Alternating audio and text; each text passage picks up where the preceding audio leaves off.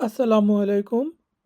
গল্প বাই মনিম চ্যানেলে আজকে আপনাদেরকে পড়ে শোনাবো শহীদুল আলমের সম্পাদনা করা জ্যাক লন্ডনের শ্রেষ্ঠ গল্প থেকে একটি গল্প। গল্পটি অনুবাদ গল্প। চলুন শুরু করা যাক। জীবন তৃষ্ণা। গল্পটি অনুবাদ করেছেন রমা ভট্টাচার্য ও সিদ্ধার্থ ঘোষ।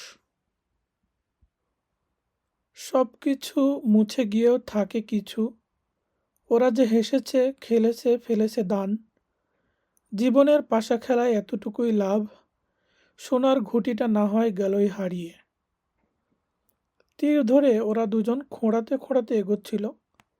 খুব কষ্ট হচ্ছিল ওদের হাঁটতে। আগের জন টাল সামলাতে না পেরে ছড়ানো পাথরের উপর হঠাৎ আছড়ে পড়ল। দুজনেই অত্যন্ত ক্লান্ত এবং দুর্বল। দীর্ঘদিন ধরে কষ্ট সহ্য করে ওদের মুখে ফুটে উঠেছে সহিষ্ণুতার কঠিন এক অভিব্যক্তি। কম্বলের গাঁটের বিরাট এক একটি বোঝা ওদের পিঠে ফিতে দিয়ে বাঁধা। দুজনের হাতেই একটি করে বন্দুক। আনত ওদের ভঙ্গি, কাঁধ দুটো সামনের দিকে ঝুঁকে রয়েছে, মাথাটা আরও বেশি, দৃষ্টি মাটির উপর নিবদ্ধ। আমাদের বোচকাটার মধ্যে মাত্র দুটো করে যদি কার্তুজ থাকতো তাহলে খুব ভালো হতো, দ্বিতীয় ব্যক্তি বলল। বিষণ্ণ অনুভূতিহীন কণ্ঠস্বর, আগ্রহশূন্য উক্তি। পাথরের উপর প্রবাহমান ফেনিল জলস্রোত। প্রথম ব্যক্তি সদ্য তখন খুঁড়িয়ে খুঁড়িয়ে নেমেছে সেই জলস্রোতের মধ্যে, তাই প্রশ্নের উত্তর দেবার কোনো তাগিদ অনুভব করল না সে। অন্যজন ওর পিছু পিছু চলছে। হিমশীতল জল, এত ঠান্ডা যে হাঁটুতে তীব্র যন্ত্রণা হতে থাকে। পা দুটো ক্রমশ অসাড় হয়ে আসে। জুতো মোজা পরেও একই অবস্থা। মাঝে মাঝে ওদের হাঁটুর উপর জল আছড়ে পড়ছে। ঠান্ডায় ভারসাম্য হারিয়ে দুজনেই পা রাখার মতো একটু জায়গা খোঁজে। মসৃণ এক টুকরো পাথরে পা পড়তেই পেছনের লোকটির পা পিছলে গেল। আরেকটু হলেই পড়েছিল আর কি। কোনো রকমে সামলে নেয় নিজেকে। যন্ত্রণায় কোকিয়ে ওঠে ওর কণ্ঠস্বর। মনে হয় ওর মাথা ঘুরছে, বিভ্রান্ত। টলমল করতে করতে একটা অবলম্বন খোঁজার জন্য বাতাসের গায়ে একখানা হাত বাড়িয়ে ধরে। সামনে উঠে আবার এক পা এগোয়, কিন্তু ফের মাথা ঘুরে আছড়ে পড়ার উপক্রম হয়। স্থির হয়ে দাঁড়িয়ে একবার সঙ্গীর দিকে তাকায়। ওর সঙ্গী কিন্তু একবারও ঘাড় ফেরানোর প্রয়োজন বোধ করেনি। পুরো 1 মিনিট লোকটি ঠায় দাঁড়িয়ে রইল। ভাব দেখে মনে হয় যেন নিজের সঙ্গে তর্ক করছে ও। তারপর চেঁচিয়ে বলল, এই বিল, আমার গোড়ালিটা মচকে গেছে রে। বিলের কোনো ভ্রুক্ষেপ নেই, পেছন ফিরে একবার তাকালেও না। শুভ্র ফেনিল জলস্রোতের মধ্যে টলমল করে তখন সে এগিয়ে চলছে এক মনে। পেছনের লোকটি সঙ্গীর দিকে চেয়ে থাকে, ভাবলেশীন মুখ, চোখে আহত হরিণের দৃষ্টি। বিল খুঁড়িয়ে ওপারে ওঠে। উত্তাল জলস্রোতের মধ্যে দাঁড়িয়েও লক্ষ্য করে বিলকে। ঠান্ডায় ওর ঠোঁট দুটো থরথরিয়ে কেঁপে ওঠে। ঠোঁট ঢাকা গোফের ঝাড়টিও নেচে ওঠে তালে তালে। জিভ বার করে ও ঠোঁট দুটোকে ভিজিয়ে নেয় অন্যমনস্কভাবে কয়েকবার। চেঁচিয়ে ডাকে, বিল। দুর্দশা কবলিত একটি সবল মানুষের আর্ত আবেদন। তবু বিলের মাথা পিছন ফিরল না। বিল এগিয়ে চলেছে। বাঁধো বাঁধো টলমলে চলনভঙ্গি। বিচিত্রভাবে খোঁড়াতে খোঁড়াতে চড়াইটা পেরোচ্ছে। নিম্নভূমির পাহাড়টার মোলায়েম আকাশ সীমারেখার দিকে নজর রেখে এগিয়ে চলছে। শিখর পেরিয়ে বিল যতক্ষণ না চোখের আড়াল হলো ততক্ষণ ও চেয়ে থাকে। তারপর দৃষ্টি ফিরিয়ে নেয়। বিল চলে গেছে দৃষ্টির বাইরে। এখন ওর সঙ্গী বলতে শুধু নিঃশব্দ জাগতিক পরিমণ্ডল। দিগন্ত পাড়ে ধীরে প্রজ্বলিত ম্লান সূর্য ঘন কুয়াশার আবরণে ঢাকা পড়ে আরও ম্লান হয়ে যায়। সীমারেখাহীন স্পর্শাতীত বিচিত্র এক জড়জগৎ। লোকটি এক পায়ে ভর রেখে পকেট থেকে ঘড়ি বার করে। 4টা বেজেছে বুঝতে পারে। সূর্য উত্তর পশ্চিম দিক নির্দেশ করছে, কারণ সময়টা এখন খুব সম্ভব জুলাইয়ের শেষ ভাগ কি আগস্টের গোড়ার দিক। হিসাবে 2-1 সপ্তাহের হেরফের এড়ানো বর্তমানে ওর পক্ষে অসম্ভব। লোকটি দক্ষিণে তাকায়। ও জানে ওই জনশূন্য পাহাড়গুলোর ওপারে কোনো এক জায়গায় গ্রেট বিয়ার লেক। তাছাড়া ওইদিকেই যে কোথাও ক্যানাডিয়ান ব্যারেন্সের মাঝ দিয়ে আর্কটিক সার্কেলের ভয়াবহ বিস্তৃতি এও জানে। যে নদীটিতে ও এখন দাঁড়িয়ে সেটি কপার মাইন্স নদীকে পুষ্ট করেছে এবং শেষোক্তটি দক্ষিণে প্রবাহিত হয়ে করোনেশন খাঁড়ি ও আর্কটিক সাগরে নিজেকে উজাড় করেছে। ওখানে কখনো ও যায়নি বটে, তবে হাডসন বে কোম্পানির চার্টো অঞ্চলটা একবার দেখেছিল। যতদূর দৃষ্টি যায় চারিদিকে আরেকবার চোখ বোলায় লোকটি। সর্বত্রই কোমল আকাশ রেখা। দৃশ্যটি এমন উৎসাহ উদ্দীপক নয়। প্রতিটি পর্বত নিম্নভূমি ছুঁয়ে আছে। গাছপালা ঝোপঝাড় থাকা তো দূরের কথা, ঘাসের ডগাটের চিহ্নও নেই কোথাও। থাকার মধ্যে আছে শুধু ভয়ানক এক নির্জনতা। ওর দুচোখে তারই দ্রুত প্রতিফলন। বিল, বিল, ফিসফিস করে বার কয়েক উচ্চারণ করে নামটা। দুধ গোলা ঝোলাটে জলের মধ্যে কুঁজো হয়ে দাঁড়ায় লোকটি। চারিদিকের সীমাহীন বিশালতা ওকে যেন গ্রাস করে। বিশালত্বের অসহনীয় ভয়াবহতা ওকে নির্মমভাবে পেষণ করে। পালাজ্বরগ্রস্ত রোগীর মতো ও কাঁপতে শুরু করে। কাঁপতে কাঁপতে একসময় রাইফেলটা হাত থেকে খসে পড়ে যায়। হঠাৎ সংবেদ ফিরে পেয়ে নিজের ভয় ভাঙাতে চেষ্টা করে লোকটি। জল হাতড়ে রাইফেলটাকে উদ্ধার করে। আহত গোড়ালিটার ক্ষত বাঁচিয়ে সতর্কভাবে ধীরে ধীরে তীরের দিকে এগোতে থাকে। আঘাত ও ক্ষতের যন্ত্রণা শরীরের সব ক্লান্তিকে উপেক্ষা করে একটানা বদ্ধ উন্মাদের মতো এগিয়ে চলছে। লক্ষ্য তার পর্বতের শিখর দেশ। এরই ওপারে তার সঙ্গীটি কিছুক্ষণ আগে অন্তর্হিত হয়েছে। টলমলে পায়ে খোঁড়াতে খোঁড়াতে একসময় ও পর্বতের শিখর দেশে এসে হাজির হয়। শিখরে তো পৌঁছানো গেল, কিন্তু সামনেই যে অগভীর এক উপত্যকা। জীবনের কোনো চিহ্ন সেখানে চোখে পড়ে না। জলসিক্ত পিচ্ছিল উতরাই পেরোনো কি সহজ কাজ? মরিয়া হয়ে ওঠে লোকটি। সঙ্গীহীন হলেও ও কিন্তু পথভ্রষ্ট নয়। জানে উপত্যকা পেরিয়ে খানিক দূরে গেলে ছোট একটা দিঘির কাছে পৌঁছবে। গ্রাম্য ভাষায় দিঘিটির নাম টিচিনিচিলি, অর্থাৎ কচি কঞ্চির দেশ। দিঘির পাড় ঘিরে ছোট ছোট শুকনো পাইন আর ফারের সারি। এখানে একটা নদী এসে পড়েছে। এর জল সুস্বাদু, দুধগোলা ঘোলাটে নয়। বেশ মনে আছে নদীটির দুতীরে নলখাগড়ার বন। ওকে এই নদীর তীর ধরে এগোতে হবে। যেখানে এই নদীটি বাঁক নিয়েছে সেখানে না পৌঁছে ও থামবে না।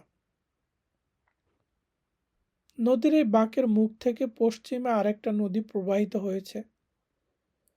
এই জলাধারটি ডিজে নদীতে গিয়ে পড়েছে। এই দুই জলাধারের সংযোগস্থলে অনেক পাথর দিয়ে চাপা একটা উপুর করা নৌকার তলা থেকে ও একটা বোচকা পাবে। এই বোচকার মধ্যে আছে শূন্য রাইফেলটার জন্য কিছু টোটো, বড়শি, ছিপ আর ছোট একটা জাল। খাদ্য সংগ্রহের জন্য বিভিন্ন সরঞ্জাম। খুব বেশি না হলেও খানিকটা ময়দা মিলবে, সেই সঙ্গে কিছু বিন আর এক টুকরা বেকন। ওখানে বিল অপেক্ষা করবে। ডিজে নদীতে নৌকা বেয়ে ওরা দুজনে গ্রেট বিয়ার লেকে পৌঁছবে। তারপর লেক পেরিয়ে দক্ষিণ মুখে রওনা দেবে। ম্যাকেঞ্জি নদীতে না পৌঁছানো পর্যন্ত ওদের গতি দক্ষিণ মুখে অব্যাহত থাকবে। ওখানে পৌঁছে আবার দক্ষিণে। হাড় কাঁপানো শীত ওদের পিছু ধাওয়া করে করুক। নদীর ঘূর্ণি জলে বরফ দেখা দেয় দিক, তবু ওদের চলার গতি থামবে না। সমস্ত প্রতিকূল অবস্থাকে উপেক্ষা করে ওদের মনের জোরই ওদের গন্তব্যস্থলে এগিয়ে দেবে। দক্ষিণে হাডসন বে কোম্পানির উষ্ণ কোনো অঞ্চলে পৌঁছে ওরা আবার চাঙ্গা হয়ে উঠবে। এ অঞ্চল অরণ্য সম্পদে ঐশ্বর্যময়ী, পর্যাপ্ত খাদ্য সম্ভারে পরিপূর্ণ। পেট পুড়েও খেয়ে শেষ করা যাবে না কিছুতেই। দুর্গম যাত্রাপথ, কষ্টকর পথ পরিক্রমা, তাই মনকে তাগাদ জোগাতে নানা রকম চিন্তার জাল বুনে চলছিল লোকটি। শরীরের সঙ্গে মনও লড়াই চালাচ্ছিল সমান তালে। ও কল্পনা করতে চায় বিল ওকে একেবারে পরিত্যাগ করে যায়নি, রসদের বোঝ কাটার কাছে বসে নিশ্চয়ই অপেক্ষা করছে ওর জন্য। এ কথা না ভেবে ওর উপায় নেই, কেননা এই পরিশ্রমের তাহলে আর কোনো অর্থই থাকে না, আর সেক্ষেত্রে মৃত্যুকেই স্বীকার করে নিতে হয়, তাও পারবে না। ম্লান সূর্যের রক্তাক্ত গোলাটা উত্তর পশ্চিমে ধীরে ধীরে অস্ত যাচ্ছে। ইতিমধ্যেই লোকটি এক পা করে মনে মনে অনেকবার বিলের সঙ্গে পাড়ি দিয়ে ফেলেছে দক্ষিণের দিকে। হাডসন বে কোম্পানির পোস্টে আর বোঝ কাটার মধ্যে কি কি রসদ আছে তার তালিকা খুঁটিয়ে খুঁটিয়ে ভাবতে থাকে লোকটি। দুদিন খাওয়া হয়নি, আর মন মতো খাওয়ার স্বাদ তো অপূর্ণ রয়েছে বহুদিন। মাঝে মধ্যেই ঝুঁকে পড়ে বিবর্ণ মাছ কেক বেরি কুড়িয়ে নিয়ে মুখে পুড়ে চিবোচ্ছে লোকটি। ও জানে এই বেরিতে কোনো পুষ্টি নেই, তাতে কি, অর্জিত জ্ঞানের চেয়ে ক্ষুধা অনেক সত্যি। তাই অভিজ্ঞতাকে তুচ্ছ করে জল ভরা তেতো মাছ কেক বেরি চিবিয়ে চলেছে। তখন প্রায় 9টা হবে। ছোট একটা পাথরে পায়ের আঙুলটা ঠুকে গেল। ক্লান্ত দুর্বল শরীর টাল সামলাতে না পেরে লোকটি হুড়মুড়িয়ে পড়ে মাটিতে। পাশ ফিরে খানিকক্ষণ নিশ্চলভাবে শুয়ে থাকে ও। তারপর বোঁচকার বাঁধন থেকে নিজেকে মুক্ত করে কোনো রকমে ঘষে ঘষে উঠে বসার চেষ্টা করে। এখনো তেমন অন্ধকার হয়নি, যাই যাই করেও গোধূলির ম্লান আলো ছড়িয়ে রয়েছে চারদিকে। সেই আলোয় পাথরের ফাঁকে ফাঁকে শুকনো শ্যাওলার সন্ধানে এদিক ওদিক হাতড়ায় লোকটি। শ্যাওলার ছোট্ট একটা স্তর জড়ো হলে তাতে আগুন জ্বলে। জল ফোটাবে বলে একটা টিনের পাত্রে করে খানিকটা জল বসায় আগুনে। আগুন ধিকি ধিকি জ্বলছে আর প্রচুর ধোঁয়া বের হচ্ছে।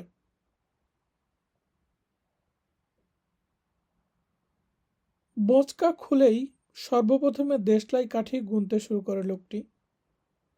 67খানা রয়েছে। নিশ্চিত হতে 3বার গোনে কাঠিগুলোকে। শেষে ভাগ ভাগ করে কাঠিগুলোকে অয়েল পেপারে মুড়ে ফেলে। এক ভাগ রাখে তামাকের থলিটায়, এক ভাগ ভাঙাচোরা টুপিটার ভিতরকার ফেটটিটার তলায়, আর তৃতীয় ভাগ রাখে শার্টের নিচে বুকের মধ্যে। কাজটি শেষ হবার পর আবার ওর ভয় করে। সবকটা মরক খুলে ফেলে ফের গোনে। সেই 67খানাই রয়েছে। আগুনের ধারে ভিজে জুতো মোজা রেখে শুকিয়ে নিয়েছে। মোকাসিনটার একবারে শতচ্ছিন্ন অবস্থা। কম্বলের তৈরি মোজা জায়গায় জায়গায় ফুটো। পা দুটো একেবারে রগে, রক্ত পড়ছে। গোড়ালিটা দপদপ করছে বলে একবার পরীক্ষা করে ফুলে উঠে প্রায় হাঁটুর আকার ধারণ করেছে। কম্বল দুটোর একটা থেকে লম্বা করে এক ফালি ছিঁড়ে নিয়ে গোড়ালিটায় কষে বাঁধে। আরও কয়েকটা ফালি ছিঁড়ে পায়ে পেঁচিয়ে জড়ায়। মোকাসিন আর মোজা দুইয়ের কাজ করবে। বাটি ভরে ফুটন্ত জল পান করে ঘড়িতে দম দিয়ে কম্বলের তলায় গুড়ি মেরে ঢুকে পড়ে। লোকটি মরার মতো ঘুমোচ্ছিল। মাঝরাত বরাবর কিছুক্ষণের জন্য অন্ধকার ঘনিয়ে আসে, তারপরে অন্ধকার কেটে যায়। উত্তর পূর্ব কোণে সূর্য ওঠে। ধূসর মেঘের আড়ালে ঢাকা মলিন সূর্য, কাজেই দিন শুরু হয়েছে কেবল ওদিকের অংশেই। 6টার সময় লোকটির ঘুম ভাঙল। ও তখনও শান্তভাবে চিত হয়ে শুয়ে। দৃষ্টি গিয়ে পড়ে ধূসর বর্ণ আকাশের দিকে। বুঝতে পারে খিদে পেয়েছে। কনুয়ে ভর দিয়ে উপর হতেই একটা নিঃশ্বাস ফেলার মতো শব্দ কানে আসে। চমকে দেখে 50 ফুট দূরে একটা বল্গা হরিণ সতর্ক ও কৌতূহলী দৃষ্টিতে ওকে লক্ষ্য করছে। সঙ্গে সঙ্গে ছেকা ও ঝলসানো এক টুকরা বল্গা হরিণের মাংসের রূপ আর স্বাদের কথা মনে পড়ে। যন্ত্রচালিত যন্ত্রচালিতের মতো হঠাৎ শূন্য বন্দুকটার দিকে হাত বাড়ায়, লক্ষ্য স্থির রেখে ঘোড়া টেপে। হরিণটা ঘোঁত করে উঠে লাফ মেরে পালায়। পাথরের টুকরো পেরিয়ে ছোটার সময় খটখট আওয়াজ হয় খুঁড়ে। লোকটা গাল পেরে ফাঁকা বন্দুকটা ছুঁড়ে ফেলে দেয়। উঠে দাঁড়াবার চেষ্টা করতে গিয়ে সরবে কাতরে ওঠে। কাজটা শ্রমসাধ্য ও সময় সাপেক্ষ। দেহের প্রতিটি গ্রন্থির অবস্থা মূর্ছে ধরা কবজার মতো। দৈহিক কবজাগুলো বাঁধো কাজ করছে। ঘর্ষণ প্রক্রিয়া বেশ প্রকট। প্রবল ইচ্ছাশক্তির জোরেই অঙ্গপ্রত্যঙ্গগুলো নড়াচড়া করা সম্ভব হচ্ছে। পায়ে ভর রেখে দাঁড়াবার পর মিনিটখানেক লেগে গেল দেহটাকে সোজা করতে। ছোট্ট একটা ঢিবির উপর উঠে গুড়ি মেরে আশপাশ লক্ষ্য করল লোকটি। গাছ নেই, ঝোপঝাড় অব্দি নেই, থাকার মধ্যে কেবল ধূসর শ্যাওলা অরণ্য। মাঝে মধ্যে এক আধটা ছোট্ট নদী কিংবা সরোবর চোখে পড়ে। আকাশেরও ধূসর বর্ণ, সূর্য নেই, এমনকি তার অস্তিত্বের কোনো ইঙ্গিতও নেই। লোকটি আন্দাজ করতে পারে না কোনটা উত্তর দিক। তাছাড়া কোন পথ ধরে গত রাতে এই জায়গাটিতে এসেছে তাও ভুলে গেছে সে। তবে এটা ভালো করেই জানে যে পথ হারায়নি। শিগগিরই কচি কঞ্চির দেশে পৌঁছাতে পারবে। অনুভব করে জায়গাটা বাঁ দিকে কোথাও, খুব দূরেও নয়, সম্ভবত নিচু পাহাড়টার ওপারেই। বোঝকাটার আকার ভ্রমণের উপযোগী করে তোলার জন্য ফিরে আসে। নিজেই নিজেকে বোঝানোর চেষ্টা করে যে দেশলাইয়ের কাঠি গুনতে গিয়ে সে খুব একটা বেশি সময় নষ্ট করেনি। সময় নষ্ট হয়েছে হরিণের চামড়ার পেটমোটা থলিটা সম্বন্ধে মন স্থির করতে গিয়ে। থলিটা খুব বড় একটা নয়, দুহাত এক করলে তার তলায় অনায়াসে এটাকে ঢেকে রাখতে পারে, কিন্তু ওজন প্রায় 15 পাউন্ড। জিনিসপত্র সমেত পুরো বোঝকার ওজনের সমান। ভাবনাটা এই কারণেই। অনেক ভেবে চামড়ার ব্যাগটাকে একপাশে সরিয়ে রেখে বোঝকার জিনিসপত্র গোছাতে শুরু করে। খানিকক্ষণ ইতস্তত করে ফের চামড়ার ব্যাগটার দিকে তাকায়। তারপর এক হেঁচকায় ব্যাগটাকে মাটির উপর থেকে ছিনিয়ে নিয়ে বোঝকায় পড়ে। দেখে মনে হয় চারদিক জনশূন্যতাই বুঝি চোরের মতো ওর কাছ থেকে ব্যাগটাকে ছিনিয়ে নেবার চেষ্টা করছিল। বোঝকাটাকে কাঁধে নিয়ে উঠে দাঁড়ালো লোকটি। ধীর পায়ে যাত্রা শুরু করলো দিনটির মোকাবেলা করতে। লোকটি এখন বাদিক বরাবর চলতে শুরু করেছে। মাঝে মাঝে মাসকেক বেরি খাবার জন্য চলায় ছেদ পড়ছে। গোড়ালিটা আড়ষ্ট, খোঁড়ানো ভাবটা আরো প্রকট হয়েছে। তবু এ যন্ত্রণা পেটের যন্ত্রণার কাছে অতি নগণ্য। খিদের জ্বালায় পেটটা মোচড় দিয়ে উঠেছে বারবার। ক্রমাগত পেট কামড়ানির ফলে যে পথ দিয়ে ওকে কঞ্চির দেশে পৌঁছাতে হবে তার উপর আর স্থিরভাবে মনোসংযোগ করতে পারে না সে। মাসকেক বেরির পেটের জ্বালার উপশম ঘটাতে তো পারেই না, উল্টো তার কঠিন দংশনে জিভ আর মুখের তালু জ্বালা করে। একটা উপত্যকায় এসে পৌঁছলো লোকটি। দেখতে পেল পাহাড়ি মুরগির দল মাসকেক বেরি আর শৈল স্তবক ছেড়ে ডানা ঝাপটে আকাশে উড়ে যাচ্ছে। ক্যার ক্যার ক্যার ক্যার শব্দ করে ওরা উঠছে। পাখিগুলোকে লক্ষ্য করে একটা পাথর ছোড়ে, কিন্তু আঘাত করতে পারে না। বোঝকাটাকে মাটির উপর নামিয়ে রেখে বেড়াল যেমন গুটি গুটি পায়ে এগোয়, ঠিক তেমনি করে গুটি গুটি পায়ে সন্তর্পণে পাখিগুলোর নিকটবর্তী হয়। চোখা পাথরের খোঁচায় ওর প্যান্ট ছিন্ন হয়। শেষ পর্যন্ত হাঁটু থেকে রক্ত ঝরে চলার পথটি চিহ্নিত হতে থাকে। কিন্তু এ জ্বালা ক্ষুধার জ্বালা চাপা পড়ে যায়। ভিজে শ্যাওলার উপর সর্পিল ভঙ্গিতে বুকে হাঁটে, জামা কাপড় ছিন্ন ভিন্ন, সারা দেহ হিম, কিন্তু খাদ্য সংগ্রহের উন্মাদনায় কিছুরই অনুভব করে না। একটার পর একটা পাহাড়ি মুরগি কেবলই ওর সামনে দিয়ে ডানা ঝাপটে আকাশে পাড়ি জমাচ্ছে। শেষ অবধি ওদের ক্যার ক্যার ক্যার ডাকটা ভেংচি কাটার মতো লাগে। পাখিগুলোকে গাল পেরে সরবে ওদেরই ডাকের অনুকরণ করে। হামাগুড়ি দিয়ে এগোতে এগোতে হঠাৎ একটা পাখির একেবারে উপরে এসে পড়ে লোকটি। পাখিটা বোধহয় ঘুমিয়েছিল। পাখিটাকেও দেখতে পায়নি। পাথরের খোদলে নিজের আশ্রয় সেরে ঠিক ওর নাকের সামনে দিয়ে পাখিটা চম্পট দিল। মুরগিটার মতোই চমকে গিয়ে লোকটি হাত বাড়িয়ে ওটাকে ধরতে চাইল, কিন্তু পাখিটার পরিবর্তে ওর লেজের 3টে পালক কেবল বদ্ধ মুঠোর মধ্যে রয়ে গেল। পলাতক পাখিটার দিকে চেয়ে ওটার উপর ঘৃণা জাগে, যেন দারুণ একটা গর্হিত কাজ করেছে। তারপর ফিরে এসে ফের বোচকাটা কাঁধে তুলে নেয়। দিনের অনেকখানি পার হয়েছে। নানা উপত্যকা পেরিয়ে একটা ঝোপঝাড় ভরা অঞ্চলে এসে পৌঁছায় লোকটি। এখানে শিকার মেলার সুযোগ আরও বেশি। বন্দুকের আওতার মধ্যে দিয়ে খুব লোভনীয়ভাবে 20-30টা বলগা হরিণের একটা দল পেরিয়ে গেল। একটা বন্য আকাঙ্ক্ষা লোকটিকে পেয়ে বসে ওগুলোর পিছু ধাওয়া করার ইচ্ছে। ছুটে গেলে ঠিক ওদের ধরে ফেলতে পারবে। একটা কালো শেয়াল এবার ওর দিকে এগিয়ে আসে। শেয়ালটার মুখে একটা পাহাড়ি মরগ। লোকটি চেঁচিয়ে ওঠে, ভয় পাওয়ানো চিৎকার। চিৎকার শুনে শেয়ালটা ভয় পেয়ে পালায় ঠিকই, কিন্তু মুরগিটাকে ফেলে যায় না কোনো মতেই। পড়ন্ত বিকেলের দিকে চুন গলা দুধরঙা একটা নদী ধরে হাঁটতে শুরু করে লোকটি।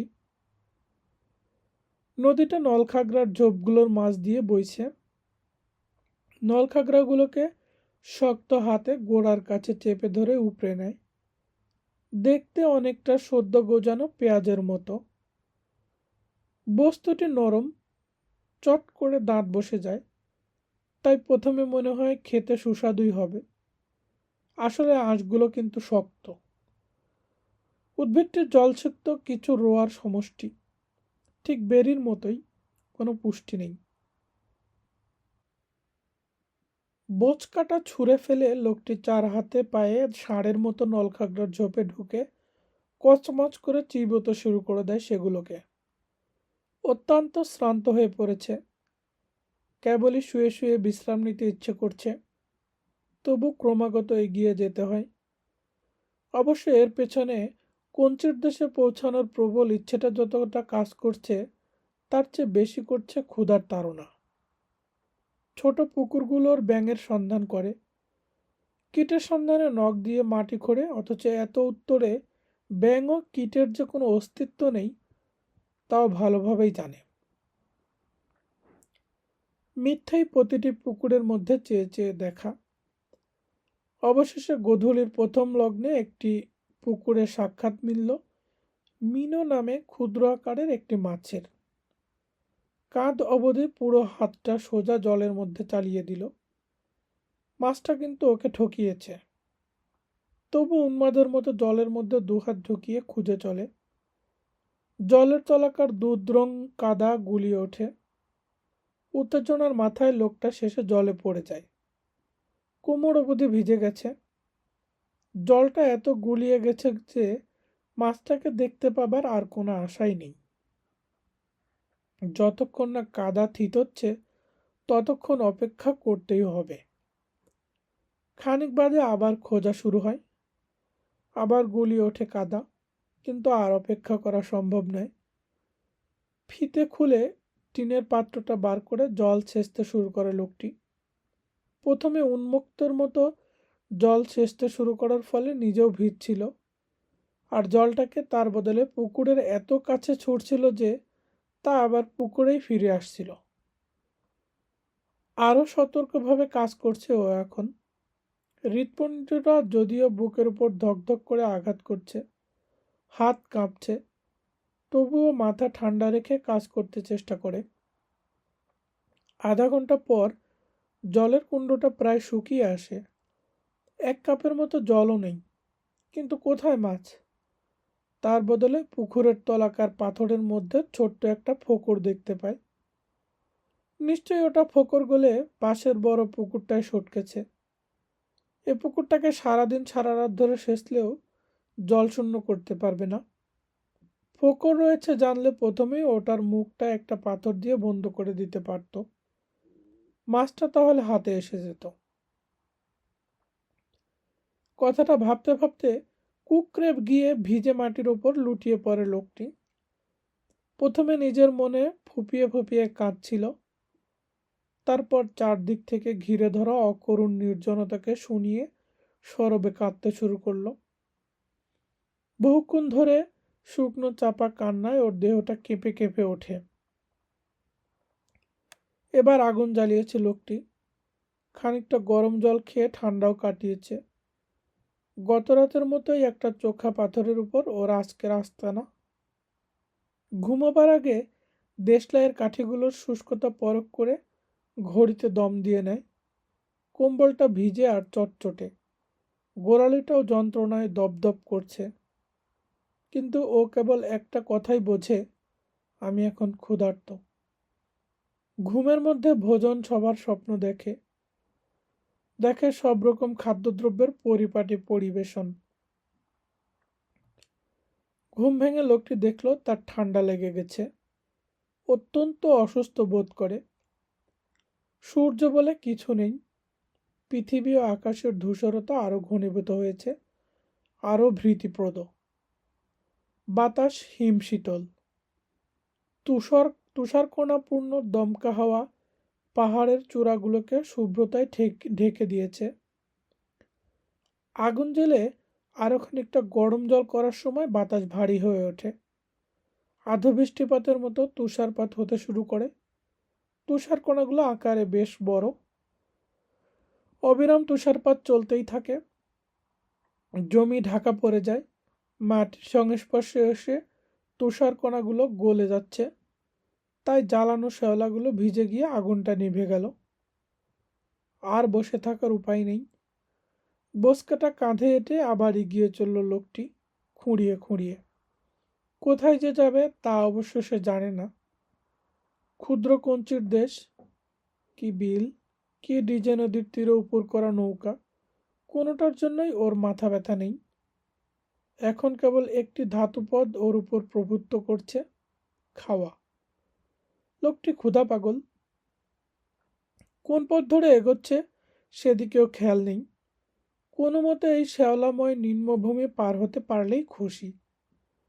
ভিজে তুষার আর জ্বলে মাসকেক বেরিয়ে এড়িয়ে নলখাগড়া ওপরাতে ওপরাতে আন্দাজে পা ফেলে এগোয় লোকটি। বস্তুটি স্বাধীন, তৃপ্তি পায় না একেবারে। একটা আগাছার সন্ধান পেয়েছে এবার, ঝালঝাল খেতে। যখনই চোখে পড়ছে খাচ্ছে, কিন্তু বেশি চোখে পড়ছে না।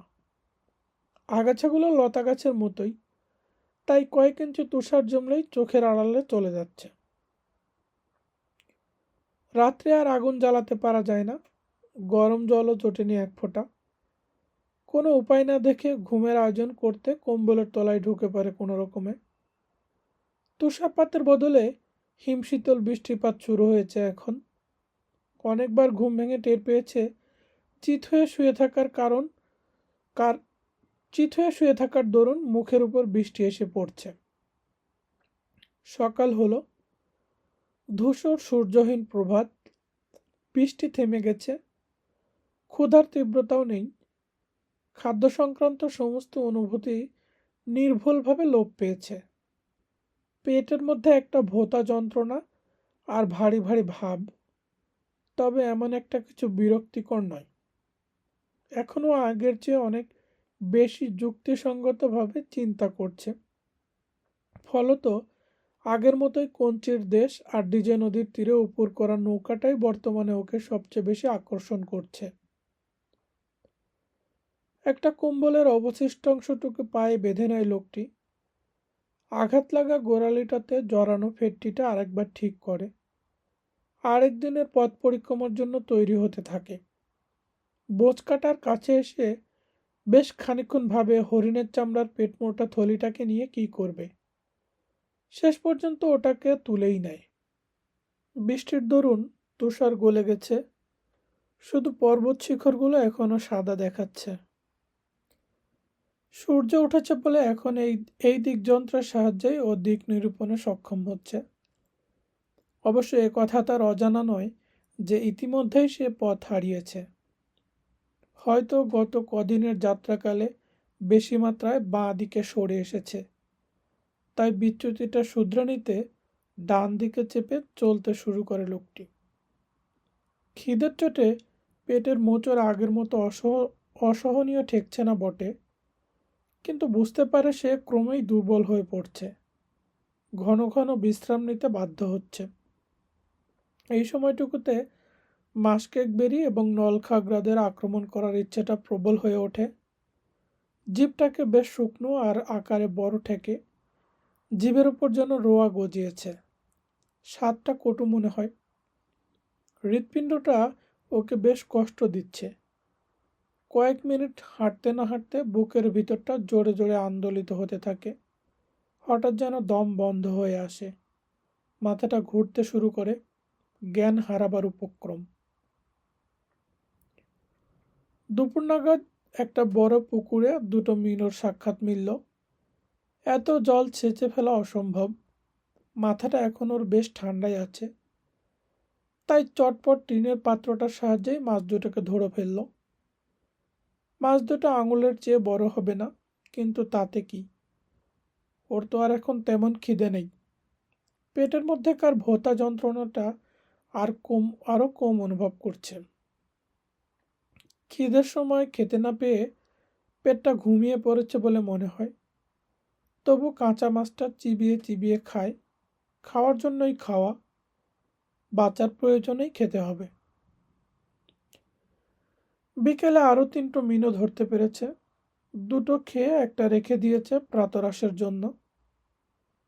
ইতস্তত গজানো শ্যাওলার চাপড়াগুলো সূর্য কিরণে শুকিয়ে গেছে।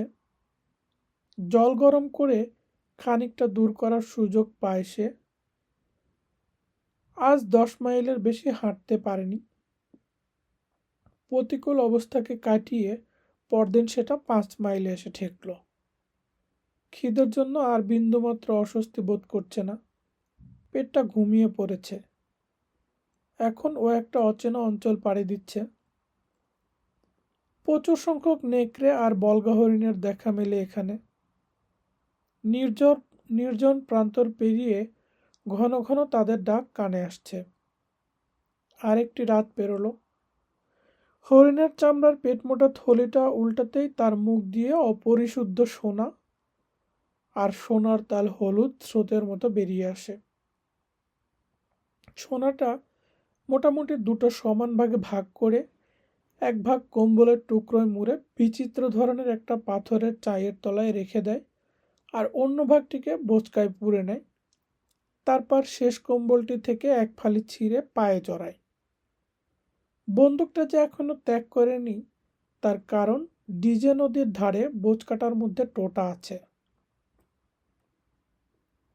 দিনটা কুয়াশাচ্ছন্ন। আজ আবার খিদেটা চাগিয়েছে। অত্যন্ত দুর্বল বোধ করে। মাথাটা এমনভাবে ঘুরছে যে সময় সময় চোখে অন্ধকার দেখে। অবস্থা যা, তাতে মাথা ঘুরে আছাড় খাওয়াও এমন কিছু অসম্ভব নয়। হঠাৎ মাথা ঘুরে একটা মুরগির বাসার উপর গিয়ে পড়ে লোকটি। দিনখানিক হবে ডিম ফুটে 4টে ছানা বের হয়েছিল বোধহয়। এক এক কণা স্পন্দিত জীবন। এক গ্রাসে সবকটাকে খেয়ে ফেলা যায়। খোলা শুদ্ধ ডিম চিবানোর মতো জ্যান্ত বাচ্চাগুলোকে মুখে পুরে চিবাতে শুরু করে। মা মুরগিটা অত্যন্ত ক্রুদ্ধ ভঙ্গিতে ওর চারপাশে ঘুরে ঘুরে ডানা ঝাপটায়। বন্দুকটাকে গদার মতো বাগিয়ে ধরে মা মুরগিটাকে মারতে চায়, কিন্তু পারে না। ঠিক পাশ কাটিয়ে সরে পড়ছে বারবার। বন্দুক দিয়ে মারতে না পেরে শেষ পর্যন্ত পাথর ছুঁড়তে শুরু করে। হঠাৎ একটা নিক্ষিপ্ত পাথরের আঘাতে মুরগিটার একটা ডানা ভেঙে যায়। মুরগিটা ভাঙা ডানাটা টেনে টুনে ছুটতে শুরু করে আর লোকটি তার পিছু ধাওয়া করে। মুরগির ছানাগুলো সাময়িকভাবে ক্ষুধার নিবৃত্তি ঘটিয়েছে। আহত গোড়ালিটার উপর কোনো রকমে ঠেক রেখে খুঁড়িয়ে খুঁড়িয়ে এগোয় লোকটি। পাথর ছড়ে আর কর্কশ কণ্ঠে চেঁচায়, আবার কখনো বা নিঃশব্দে এগিয়ে চলে। মাটিতে পড়ে গেলে ধীরে সুস্থে উঠে বিমর্ষ দৃষ্টিতে তাকায়। মাথা ঘোরার উপক্রম হলে তা কাটিয়ে ওঠার জন্য চোখ রগড়ায়। দানা ভাঙা মুরগিটার পিছু ধাওয়া করতে করতে লোকটি উপত্যকার নিম্নবর্তী জলাভূমিতে এসে পৌঁছায়। ভিজে শ্যাওলাগুলোর উপর চোখ পড়তেই দেখে কার যেন পায়ের ছাপ। এ পায়ের ছাপ কোনো মতেই তার হতে পারে না, তাহলে বিলের নিশ্চয়ই। কিন্তু এখন থামা চলে না।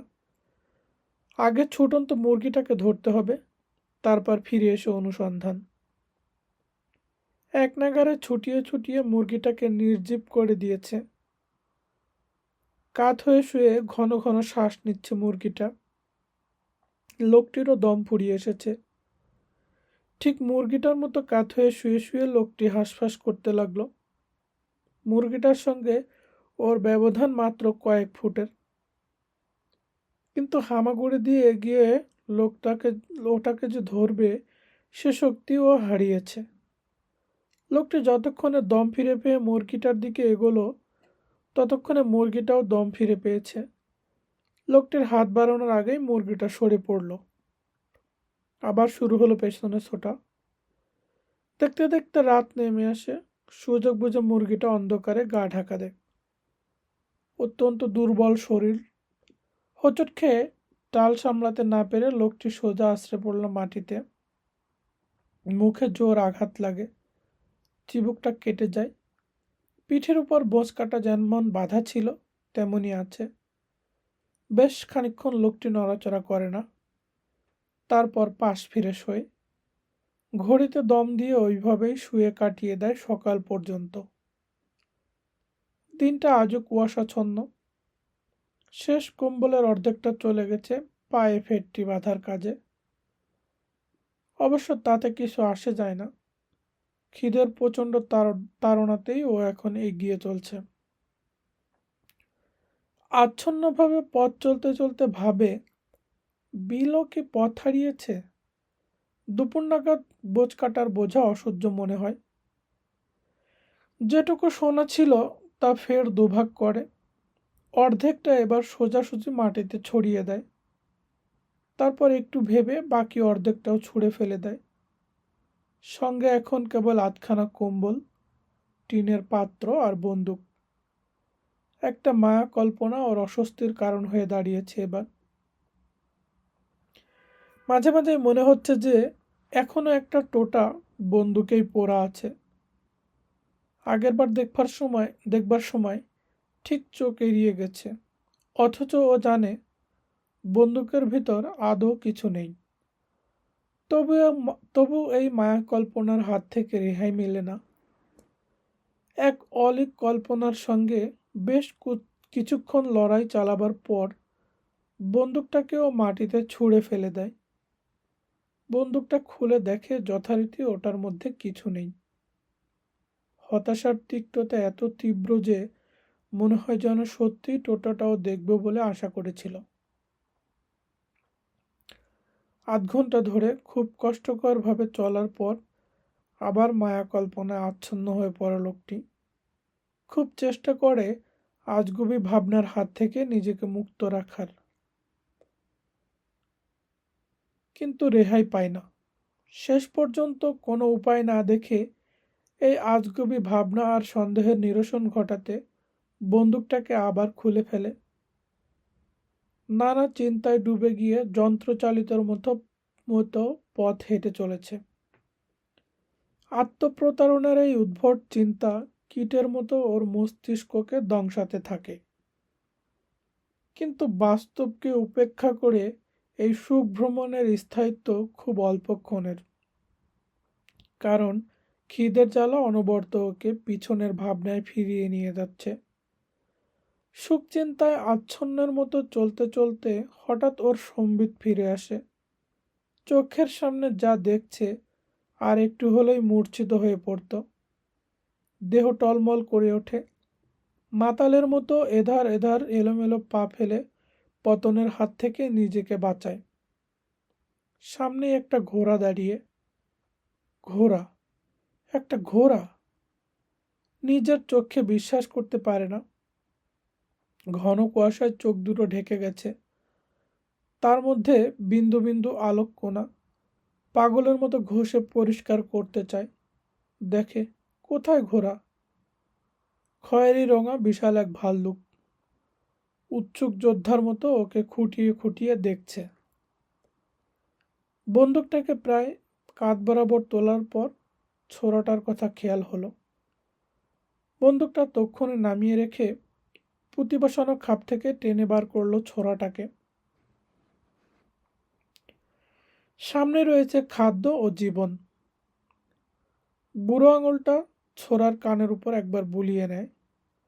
অত্যন্ত ধারালোভাবে এক নিমিষে ভাল্লুকটার উপর ঝাঁপিয়ে পড়ে ওটাকে ছিন্ন ভিন্ন করে দেবে। কিন্তু বুকের ভেতর থেকে সাবধান বাণী উচ্চারিত হয়, দপ দপ। বুকের ভিতরটা হাঁকপাক করছে। একটা লোহার সাঁড়াশি দিয়ে কে যেন কপালটা টিপে ধরেছে। ধীরে ধীরে মাথা ঘোরার ভাবটাও বেড়ে গেল। কিছুক্ষণ আগে বেপরোয়া ভাবটা কোথায় উবে গেছে। একটা অজানা আতঙ্ক ওকে পেয়ে বসে। ওর দুর্বলতার সুযোগ নিয়ে জন্তুটা ওকে যদি আক্রমণ করে তখন উপায়। যতখানি সম্ভব শরীরটাকে টান টান করে নির্ভীকভাবে খাড়া হয়ে দাঁড়ায়। মুঠোর মধ্যে শক্ত করে চেপে ধরে ছোরাখানা। হিংস্র দৃষ্টিতে চেয়ে থাকে ভাল্লুকটার দিকে। ভাল্লুকটা থপ থপ করে দু চার পা এগিয়ে আসে। গুড়ি মেরে বসে একটা গর্জন ছাড়ে, যেন দেখতে চায় লোকটা বুঝতে পারবে কিনা। লোকটি যদি ছোটে তাহলে ভাল্লুকটাও ছুটবে। ভয় ভাবনা সব কিছুকে উপেক্ষা করে লোকটি মরিয়া হয়ে গর্জন করে উঠল। বুনো জন্তুর মতো প্রচণ্ড রকম। যে ভীতি জীবনের সঙ্গে ওতপ্রোতভাবে জড়িত, প্রাণের গভীরতম বোধই যার উৎস, এ গর্জনে তারই অনুরণ। ভাল্লুকটা গড়গড় করতে করতে একপাশে সরে যায়। রহস্যময় অবিচল এই মানুষটিকে স্থাণুর মতো দাঁড়িয়ে থাকতে দেখে ভাল্লুকটাও বিস্মিত। লোকটি একটুও নড়েনি।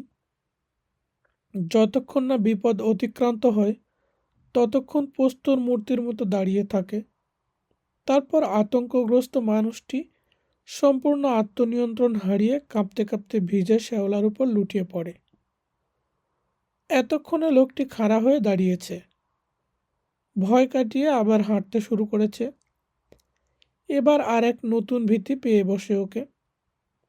খাদ্যের অভাবে ধীর মৃত্যুর বিভীষিকা নয়, ভয়টা এই যে অনাহারে মৃত্যুর আগেই বাঁচার এই লড়াইয়ে উদ্যমের যে শেষ স্ফুলিঙ্গটুকু ওকে এখনো অগ্রসর হবার তাগিদ জোগাচ্ছে, তা নির্বাপিত হবার আগেই ওকে হয়তো কোনো হিংস্র প্রাণীর শিকার হতে হবে।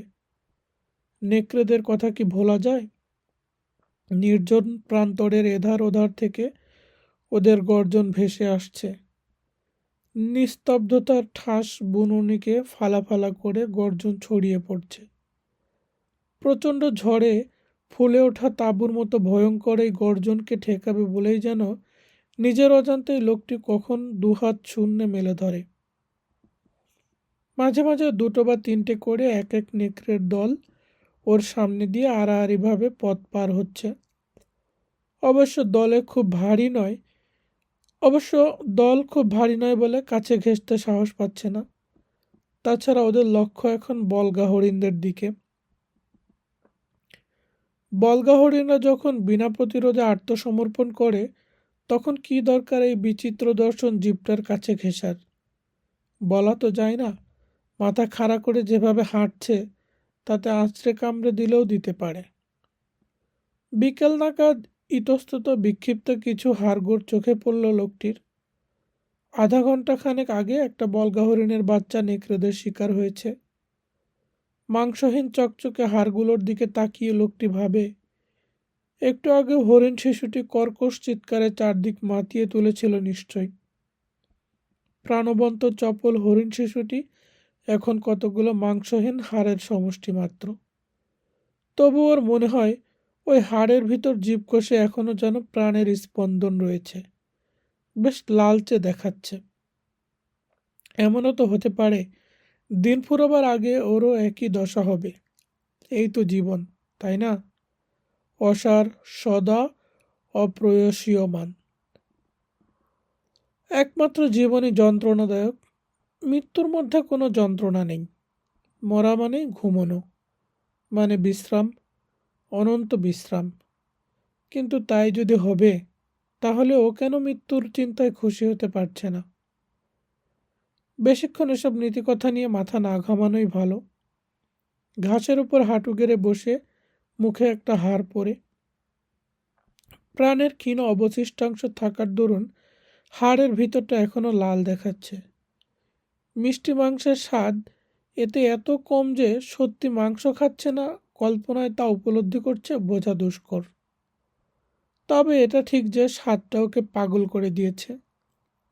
হাড়ের ওপর দুপাটি দাঁত বসিয়ে কচমচ করে চিবোতে শুরু করে। কখনো হাড়টা ভাঙে, কখনো ওর দাঁত। শেষ পর্যন্ত হাড়গুলোকে একটা পাথরের উপর রেখে আর একটা পাথর দিয়ে আঘাত করে। আঘাত করতে করতে মজ্জা সমেত হাড়গুলো একটা তালে পরিণত হলে সেটাকে গিলে নেয়। তাড়াহুড়োয় আঙুলের উপর বাড়ি পড়ে। অবাক হয়ে দেখে এত জোরে আঙুলের উপর আঘাত পড়ার পরও তেমন যন্ত্রণা অনুভব করছে না। ভয়াবহ বৃষ্টি আর তুষারপাত শুরু হয়েছে। এদিন কখন কোথায় যে কোন আস্তানা গেড়েছে আর কখনই বা তা গুটিয়ে নিয়েছে নিজেই তা জানে না। দিনেও যত হেঁটেছে, রাত্রিতেও তত। চলতে চলতে যেখানে পড়ে গিয়েছে সেখানেই শুয়ে বিশ্রাম নিয়েছে। আর যে সময় মৃতপ্রায় প্রাণটা নিভন্ত আলোক শিখার মতো দপ করে উঠে আরো ম্লান হয়ে গিয়েছে, তখন হামাগুড়ি দিয়ে এগিয়েছে। মানুষ হিসেবে ও আর এখন বুঝছে না, বুঝছে ওর মধ্যেকার মরণে অনিচ্ছুক মৃতপ্রায় প্রাণটা। এই প্রাণটাই ওকে এগিয়ে নিয়ে চলেছে। কষ্ট তেমন বোধ হচ্ছে না। স্নায়ুতন্ত্র ভোঁতা ও অসার আর মানসপটে শুধু অলৌকিক দৃশ্য ও লোভনীয় স্বপ্নের সমাবেশ। বল্গা হরিণের ছানাটার সামান্য যে অবশিষ্টটুকু পড়েছিল তাই জড়ো করে সঙ্গে নিয়েছিল লোকটি। পথ চলতে চলতে চূর্ণ বিচূর্ণ হাড়গুলোকে ক্রমাগত চুষছে আর চিবুচ্ছে। এর মধ্যে পথে আর কোনো পাহাড় বা জল ও বিভাজিকা পেরোতে হয়নি। প্রশস্ত ও অগভীর উপত্যকার মধ্যে দিয়ে একটা বড় নদী বয়ে যাচ্ছে। হঠাৎ লোকটির খেয়াল হয় সে এখন ওই নদীটির তীর ধরেই এগোচ্ছে। কখন যে ওই নদীর তীর ধরে এগোতে শুরু করেছে, কখন যে উপত্যকাটা পেরিয়েছে, কিছুই তার স্মরণে নেই। এতক্ষণ সে শুধু কম্পিত দৃশ্য ছাড়া কিছুই দেখতে পায়নি। দেহ ও প্রাণশক্তির বন্ধন সূত্রটি এতটাই ক্ষীণ যে যদিও ওরা পাশাপাশি থেকে হাঁটছে বা হামাগুড়ি দিচ্ছে, তবু এদের মধ্যে ব্যবধান মোটেই অল্প নয়। ঘুম ভাঙার পর প্রথম খেয়াল হলো সে একটা চোখা পাথরের উপর চিত হয়ে শুয়ে আছে। সূর্যের উজ্জ্বল উষ্ণ আলো চারদিকে ভরিয়ে দিয়েছে। দূর থেকে বল্গা হরিণের বাচ্চাগুলোর কুই কুই শব্দ কানে আসছে। প্রচণ্ড বৃষ্টি আর তুষারপাত কিংবা ঝোড়ো বাতাসের সম্মুখীন হবার আবছা কিছু কিছু কথা মানসপটে ভেসে উঠছে। কিন্তু প্রবল ঝড়ের দাপটে কাবু হয়ে দুদিন শুয়ে কাটিয়েছে না 2 সপ্তাহ তা সে জানে না। খানিকক্ষণ নিশ্চলভাবে শুয়ে থাকা লোকটি অকৃপণ সূর্যরশ্মি ঝরে পড়ে ওর ওপর। তুষার ও ঝঞ্ঝা বিক্ষুব্ধ হিমশীতল শরীরটাকে উষ্ণতায় চাঙ্গা করে তোলে। মনে মনে ও চিন্তা করে আজ দিনটি ভারী সুন্দর, ভারী উজ্জ্বল। এখন সে ঠিক কোথায় আছে আজই হয়তো তার হদিশ করতে পারবে। নিচ দিয়ে একটা প্রশস্ত ধীরস্রোতা নদী বয়ে যাচ্ছে। অপরিচিত নদীটিকে দেখেও অবাক হয়, চোখ মেলে জলাধারটিকে অনুসরণ করে। বড় বড় বাঁক নিয়ে বহু নিচু আর ন্যাড়া ন্যাড়া পাহাড়ের মধ্যে দিয়ে ঘুরে ফিরিয়ে এগিয়ে গেছে নদীটি। এ পর্যন্ত যে কটা পাহাড় ও দেখেছে, এগুলো আকারে তার চেয়ে ছোট এবং আরও ন্যাড়া। লোকটি এবার নদীর পথরেখা অনুসরণ করছে, উত্তেজনাহীন ধীর পদক্ষেপ। আগ্রহ যেটুকু প্রকাশ পায় তা অতি মামুলি ধরনের। উচ্ছল এক সাগরে গিয়ে পড়েছে নদীটি। এ দৃশ্য কিন্তু লোকটাকে উত্তেজিত করতে পারে না। ভারী আশ্চর্যের ব্যাপার, মনে মনে ভাবে। এটা কাল্পনিক দৃশ্য না মরীচিকা? খুব সম্ভবত কাল্পনিক দৃশ্য, বিশৃঙ্খল মনের একটা চাতুরী। ঝলমলে সমুদ্রের মাঝখানে একটা জাহাজকে নোঙর ফেলা অবস্থায় দাঁড়িয়ে থাকতে দেখে সন্দেহ আরও দৃঢ় হয়। মুহূর্তের জন্য চোখ বন্ধ করে, তারপর আবার খোলে। আশ্চর্য, দৃশ্যটা এখনো মেলায়নি। তবে আশ্চর্য হবারই বা কি আছে? এ তো সবাই জানে যে বন্ধা প্রান্তরের মাঝখানে মধ্যিখানে সমুদ্র বা জাহাজ থাকতে পারে না। যেমন জানতো বন্দুকে টোটা নেই। পিছনে একটা ঘর ঘর শব্দ শোনে, কতকটা হাঁপ ওঠার মতো। শারীরিক দুর্বলতার জন্য খুব আস্তে আস্তে পাশ ফেরে। কাছাকাছির মধ্যে কিছুই নজরে পড়ে না, তবু ধৈর্য ধরে প্রতীক্ষা করে যদি কিছু দেখতে পাওয়া যায়। আবারও ঘর ঘর শব্দ কানে আসে। বোধ হয় 20 ফুট দূরও হবে না। এবড়ো থেবড়ো দুটো পাথরের মধ্যে একটা নেকড়ের ধূসর মুখখানা চোখে পড়ে। নেকড়েটার কানগুলো তেমন সুচালো নয়, তাছাড়া চোখ দুটো ঘষা ঘষা রক্তবর্ণের। মাথাটা অসহায়ের মতো ঝুলে রয়েছে।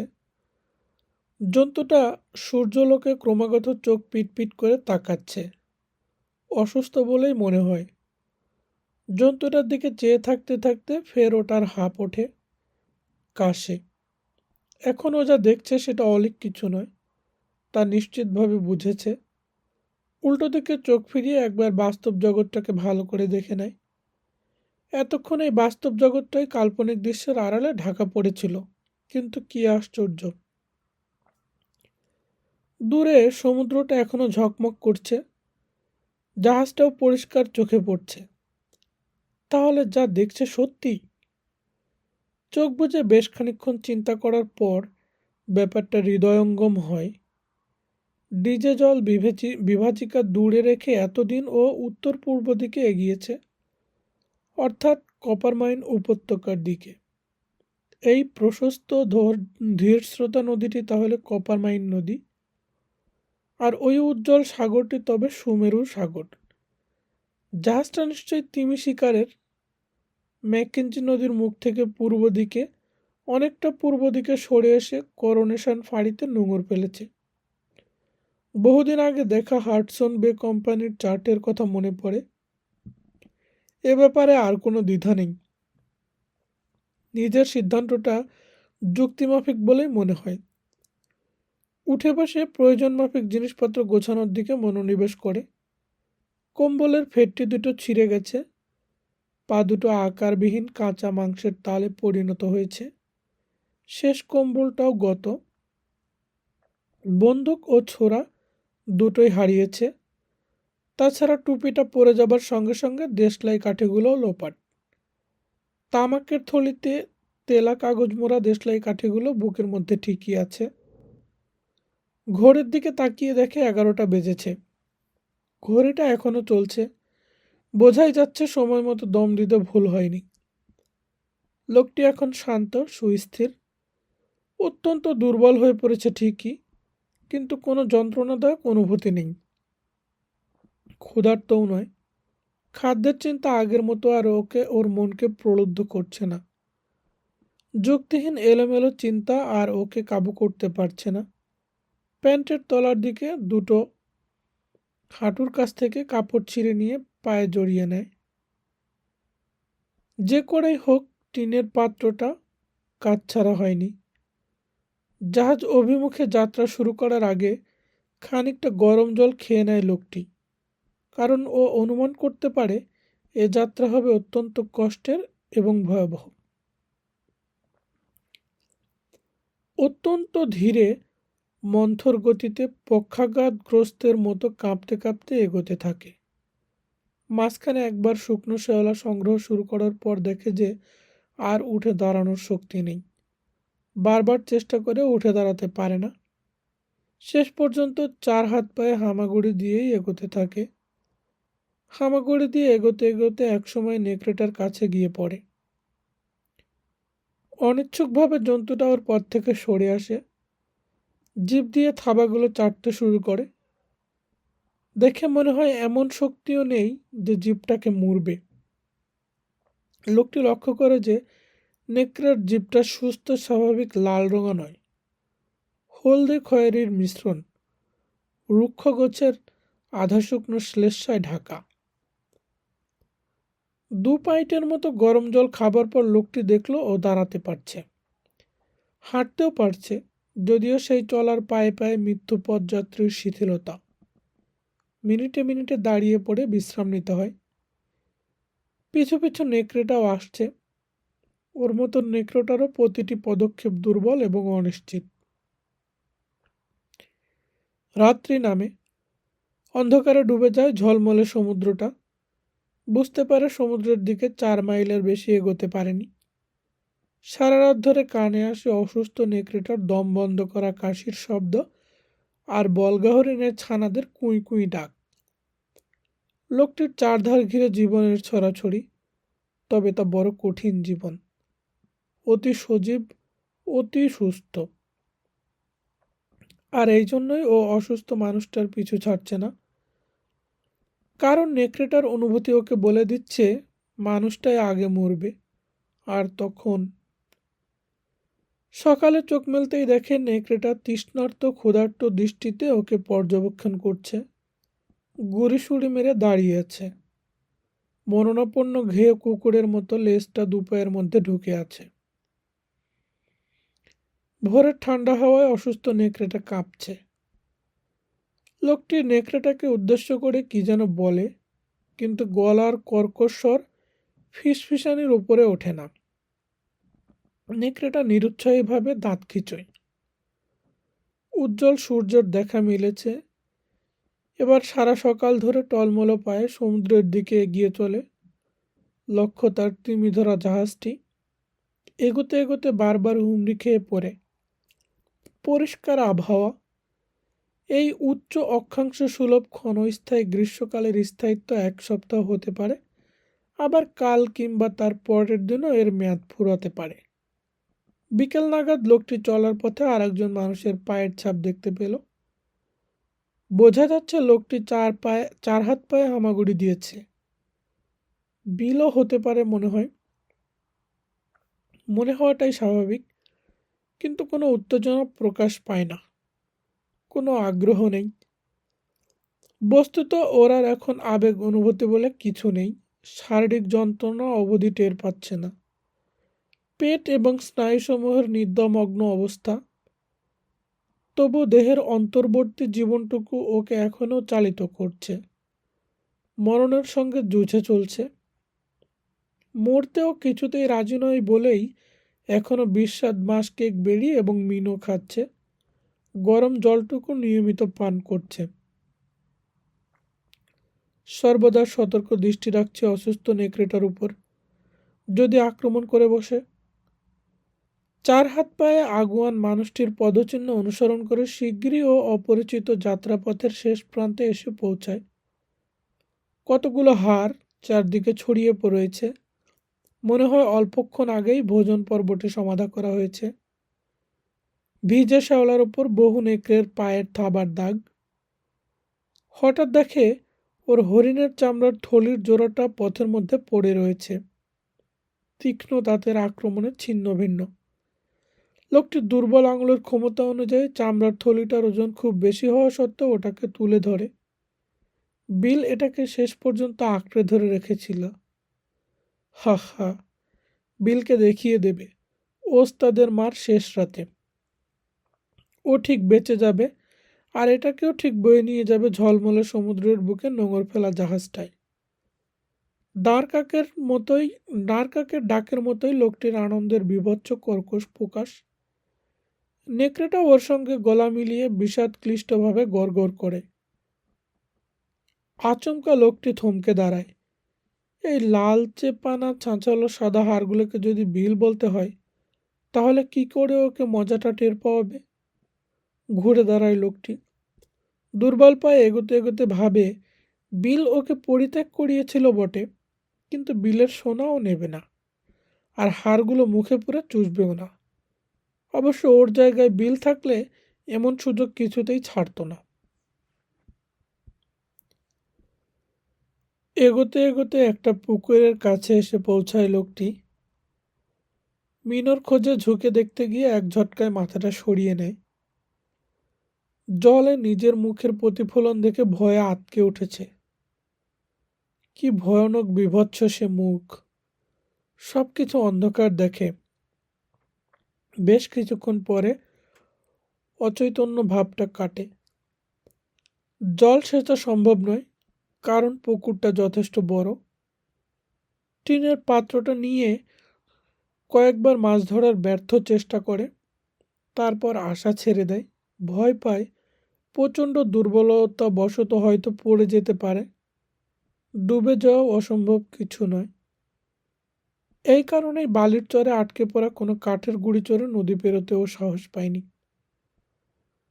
জাহাজ আর লোকটির মধ্যেকার ব্যবধান আজ 3 মাইল কমেছে, পরের দিন হয়তো 2 মাইল হবে, কারণ ও এখন বিলের মতো হামাগুড়ি দিয়ে এগোচ্ছে। এভাবেই পঞ্চম দিনটি পেরোলো।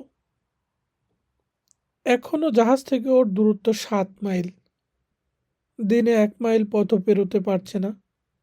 ক্ষণস্থায়ী গ্রীষ্ম এখনো বিদায় নেয়নি।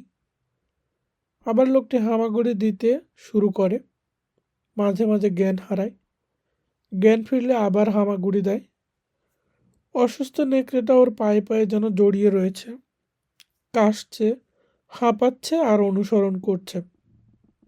জামার পিছনের অংশ ছিঁড়ে নিয়ে হাঁটুর তলায় প্যাডের মতো জড়িয়ে নেওয়া সত্ত্বেও পা দুটোর মতো হাঁটু দুটোও দগদগে কাঁচা মাংসে পরিণত হয়েছে। পথের শ্যাওলা আর পাথরের উপর রক্তের চিহ্ন আঁকতে আঁকতে লোকটি এগিয়ে চলে। হঠাৎ একবার পেছন ফিরে চোখ পড়তেই ক্ষুধার্ত নেকড়েটা সেই রক্ত চিহ্নগুলো জিভ দিয়ে চেটে পরিষ্কার করে দিচ্ছে। বুঝতে আর বাকি থাকে না, এখনই যদি ওটাকে খতম করতে না পারে, তাহলে অন্তিম পরিণতি কি হবে। এরপরে শুরু হয়ে যায় অস্তিত্বের লড়াইয়ের এক মর্মস্পর্শী নাটক, যার জুড়ি মেলা ভার।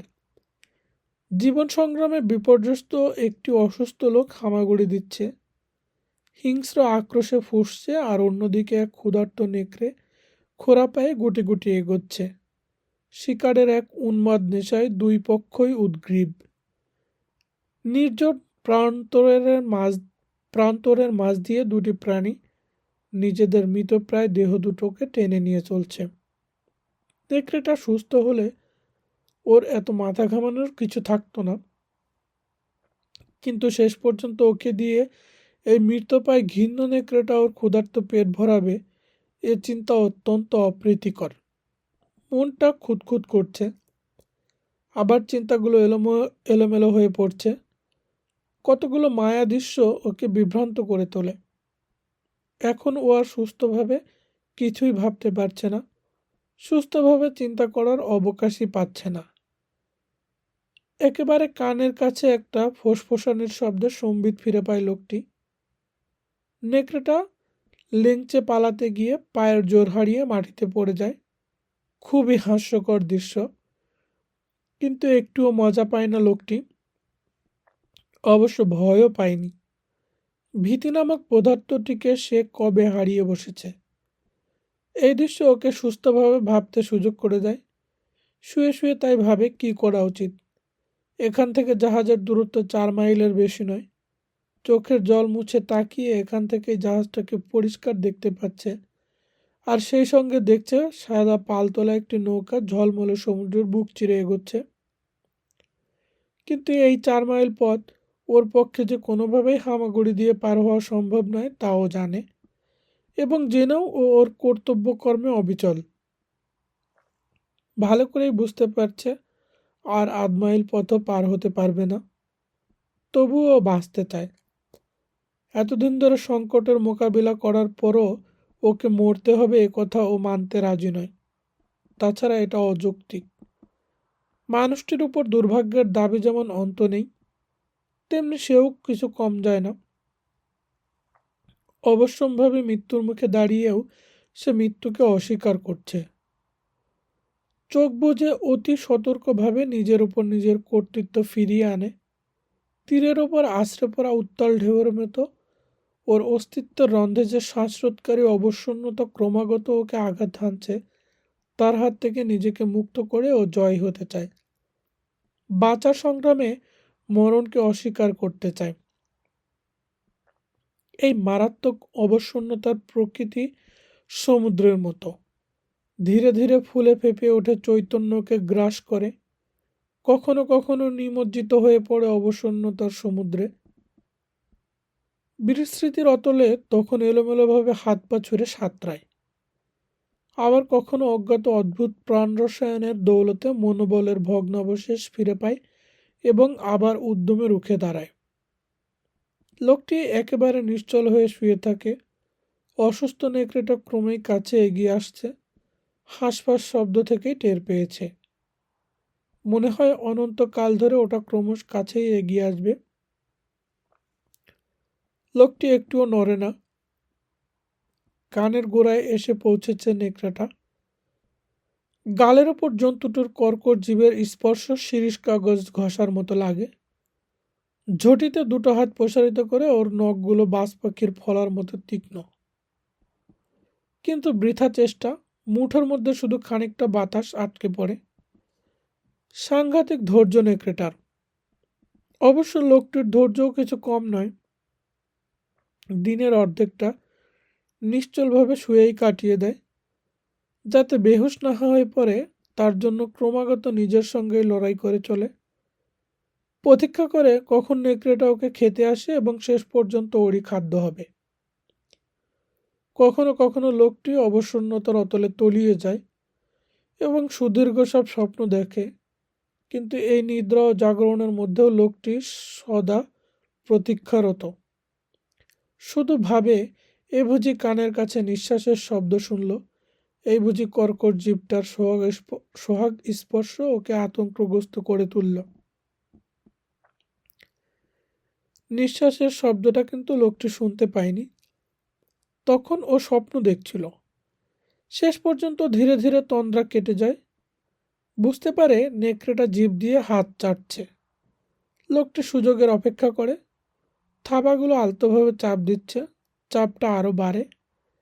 নেকড়েটা সুদীর্ঘকাল যার জন্য প্রতীক্ষা করছে, সেই খাদ্যের উপর দাঁত বসাবার চেষ্টায় সব শক্তিটুকু সযত্নে ব্যবহার করছে। লোকটিও দীর্ঘকাল অপেক্ষা করেছে। এবারও রক্তাক্ত দন্ত বিদীর্ণ হাতখানা নেকড়েটার চোয়ালটাকে চেপে ধরে। নেকড়েটা দুর্বলভাবে ঝুঁকছে, আর লোকটিও দুর্বলভাবে মুঠো পাকিয়ে রেখেছে। শেষ পর্যন্ত লোকটি ধীরে ধীরে অন্য হাতটা দিয়ে নেকড়েটাকে প্যাঁচে ফেলে। মিনিট 5 পেরোবার পর দেখা যায় লোকটির পুরো দেহের ওজনের তলায় নেকড়েটা পিষ্ট হচ্ছে। নেকড়েটাকে যে টুটি টিপে মারবে, ওর কবজিতে সে জোর নেই। শেষ পর্যন্ত লোকটি দাঁত বসিয়ে দেয় নেকড়ের গলায়। মুখ ঢুকে ঢেকে গেছে বড় বড় লোমে। আধা ঘন্টা খানেক পর লোকটি বুঝতে পারে গলা দিয়ে চুয়ে চুয়ে উষ্ণ রক্ত নামছে। অনুভূতিটা সুখপ্রদ নয়, এজন্য গলিত সীসা গিলতে বাধ্য হওয়া। আর এই বাধ্য হবার পেছনে রয়েছে তার নিজেরই প্রতিজ্ঞা। খানিকটা পরেই লোকটি চিত হয়ে শুয়ে ঘুমিয়ে পড়ে। তিমি শিকারের জাহাজ বেডফোর্ডে ছিলেন কজন বিজ্ঞানী। ওদের দল বৈজ্ঞানিক পর্যটনে বেরিয়েছে। ডেকের উপর দাঁড়িয়ে ওরা তীরের কাছে অদ্ভুত একটা জন্তু লক্ষ্য করেন। জন্তুটি তীর বেয়ে সমুদ্রের দিকে এগোচ্ছে। এটি যে কি তা তারা অনুমান করতে পারেন না।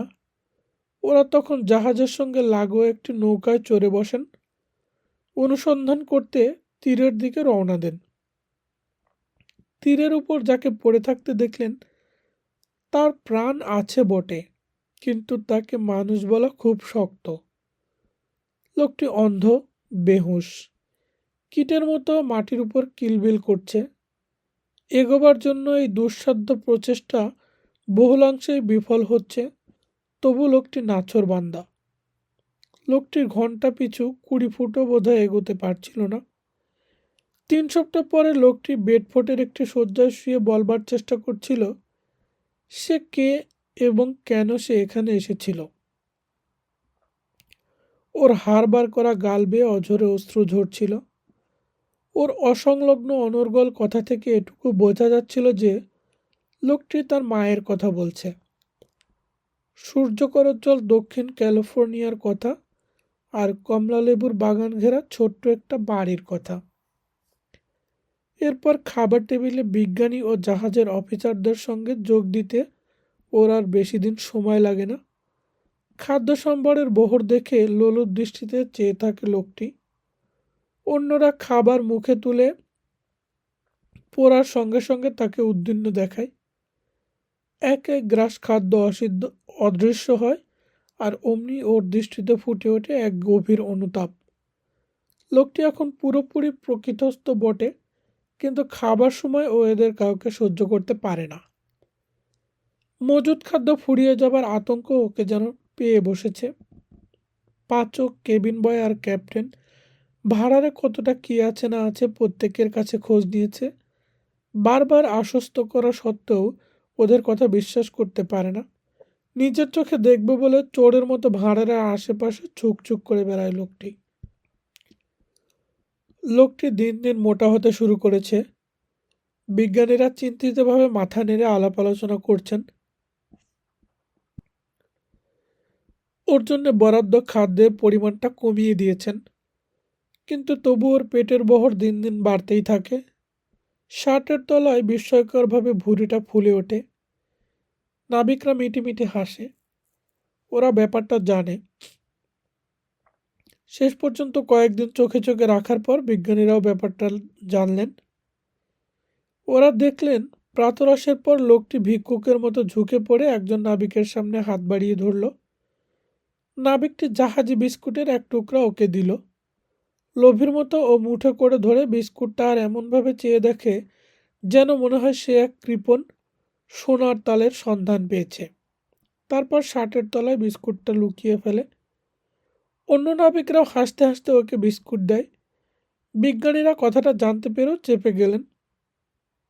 লোকটিকে ওরা ঘাঁটালেন না, কিন্তু গোপনে ওর শোবার বাঙ্কে তল্লাশি চালালেন। দেখা গেল জাহাজি বিস্কুটে বাঙ্ক ভর্তি, জাহাজি বিস্কুটে গদি ঠাসা, প্রতিটি আনাচে কানাচে গোজা রয়েছে জাহাজি বিস্কুট। অথচ লোকটি অপ্রকৃতস্থ নয়, সম্ভাব্য দুর্ভিক্ষের হাত থেকে রেহাই পাবার জন্য সতর্কতামূলক ব্যবস্থা গ্রহণ করেছে মাত্র। বিজ্ঞানীরা বললেন এটা সাময়িক। সান ফ্রান্সিসকো বেতে বেডফোর্ড নোঙর ফেলার আগেই বিজ্ঞানীদের কথা সত্যি প্রমাণিত হলো। এতক্ষণ শুনছিলেন জ্যাক লন্ডনের লেখা গল্প জীবন তৃষ্ণা। পরবর্তীতে আরও মজার মজার গল্প শুনতে আমাদের চ্যানেলটি সাবস্ক্রাইব করে সঙ্গেই থাকুন। ধন্যবাদ।